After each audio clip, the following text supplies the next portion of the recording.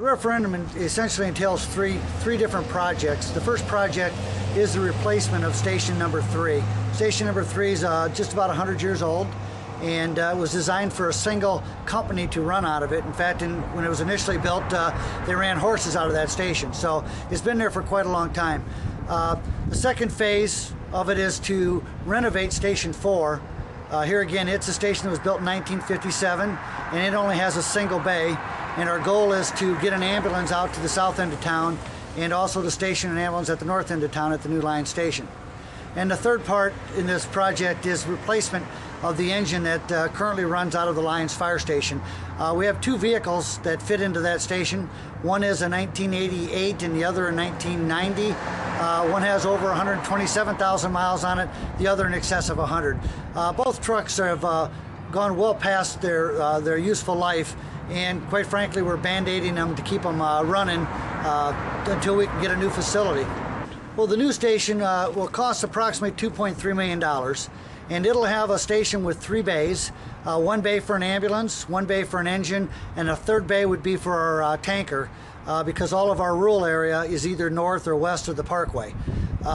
In addition, it would have a community room that firefighters would use during the day to maintain their training, and the public could use in the evenings and anytime really during the day that we're not training in it for civic meetings, Girl Scout, Boy Scout meetings, PTA meetings, those kinds of things. The other real good use for the community room is to act as an EOC, or an Emergency Operations Center, for the city. Right now, the only 3 buildings in the city that have emergency backup power that are owned and operated by the city are the 3 fire stations. And when we bought the emergency generator for Station 3 for Lions, we sized it big enough for a new station. Our long-term goal was to build a new facility, and so we sized that accordingly. At any rate, we would be able to use that Emergency Operations Center to run the city in the event we were without power for an extended period of time. A good example is in Missouri, been without power for a couple of weeks after that last ice storm. So it would allow us to continue our operations even though the power was out. The Chansey Station and Lions Station, neither of these stations are ADA accessible. Neither of these stations have bathroom facilities and locker room facilities for a dual gender workforce, of which we have now. So both renovations would entail ADA compliant buildings that would be have ADA compliant bathrooms. We would have restroom and locker room facilities for both the male and female workforce. The Station 4 renovations would include an addition of 3 bays. 1 bay for a fire truck again, 1 bay for an ambulance, and the third bay would be probably for a ladder truck. As our community continues to grow to the west and we get more buildings that are above a 2-story, we need a ladder truck out there to provide them the necessary protection. The Lions Fire Station, if you were to walk into it, it's very well maintained. It's just old and has really reached the end of its life. The windows at the Lions Station, for example, are the original single-pane, double-hung windows. The roof here again has got lots of years on it.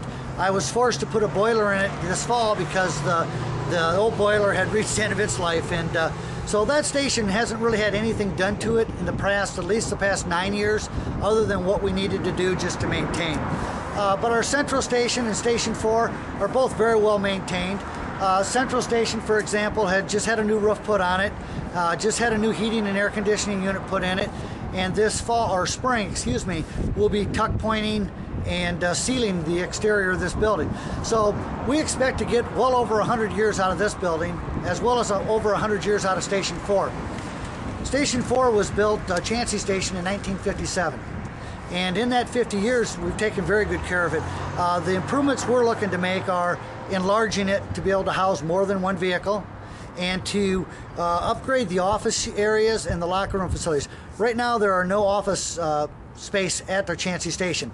Back in the day when that was built, they had a counter, and when you returned from a call, you flipped open a hardbound book and you wrote in, responded to 2010 Chansey, victim was sick, and the time of the call. That was it. That was report writing. Today we have computers out there. We have EMS reports that need to be done, fire reports that need to be done, in addition to all the other activities that it takes to run a fire department. Response time is critical for us. The days of just getting there and getting you to the hospital are gone. Now it's our goal is to get there, give you immediate aid that will improve your outcome, and then transport to the hospital. Very few of our patients, once we arrive on scene, ride to the hospital with red lights and sirens on. Generally, once those trained paramedics arrive on scene, they're able to stabilize you and thereby safely transport you, following the regular laws, to the hospital. So the closer we get our ambulances to our people in need, the quicker our response and the better the outcome. A good example of that would be TPA. There was a time when it took up to upwards of 80 minutes to get TPA once you arrived at the hospital. Today, through a cooperative effort of the hospital and the fire department, now when the paramedics get on scene, they hook you up, they do a 12-lead EKG, and that EKG is sent via airwaves to the hospital, where the doctor can look at that rhythm, and he can identify what the issue is, as well as our paramedics. We can go ahead and start heparin and different medications to stabilize them, and when they walk in the door to the hospital, they're getting their TPA. Now, what that means to the victim means a better quality of life when they come out, because every minute that you're going through this heart problem, you have muscle that's being damaged and dying. The more of it that's damaged or dies, the worse your outcome's going to be. It could mean the difference between returning to your pre-heart attack status, or pulling an oxygen bottle with you the rest of your life because you've had a lot of heart muscle damage. So it's really critical is our response times, and moving those ambulances out allow us to improve that. 75% of our calls today are EMS or medical calls. So we need to get those ambulances out so that they're centrally located in the different parts of our community, thereby improving response time and improving service. The other real critical factor for us is on our fire response. If you live outside of Central's 1.5-mile radius, you don't get a 4-person response initially. The fire station, Lyons Fire Station, and the Chansey Station only have 2 firefighters that are stationed there. So I'm going to give you an example of if you have a structure fire near Chansey Station or on Main Avenue, that first-in truck, if that fire is involving the structure at all, if there's fire coming out of a window, for example, those 2 firefighters are not allowed to go into that building until there are 2 other firefighters on scene. So that means if you live on Main Avenue and that first truck gets there, even if there's people inside, we are not allowed to go in until 2 other people arrive. So you have to wait for Central. Once we improve our facilities and enlarge them to where they can house another vehicle, it will enable us to move 2 of our ambulances out of our Central Station with 2 personnel. And then if you get a fire call in the north end, they'll leave the ambulance parked. All 4 firefighters will get on the engine. They'll respond. 2 of those firefighters will be all geared up with their respiratory masks on, and when they step off that vehicle, they can go in and either make a rescue or put water on the fire. Central will respond with their 3 or 4 people on a ladder truck, and then the furthest out station will respond with an engine and an ambulance. So we're going to get the same amount of equipment there, same amount of people, but those first 4 are going to get to the north end and south end quicker than they do today. And that's really huge for those folks that live in those areas. The area you see in pink and the area you see in green, those are the areas of Clinton that are going to see an improved response.